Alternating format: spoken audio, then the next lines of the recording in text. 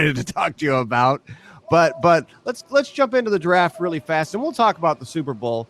But he was saying that he thinks that if the Dolphins are to get Tua, they might still have to move up in the draft. It's a possibility. And so where does that leave us? That leaves us with the Bengals, the Redskins, the Lions, the Giants, the Dolphins, Tua.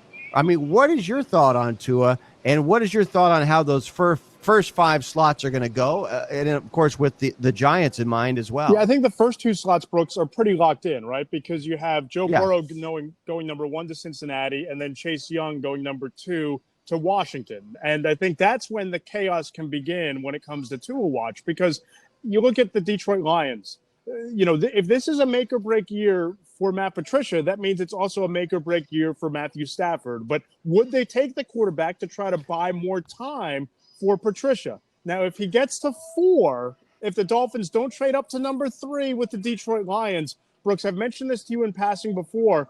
I spent 47 minutes talking on the record with Joe Judge on 3 different days. He has not mentioned Daniel Jones's name one time. And conventional wisdom says they'd stick with Daniel Jones.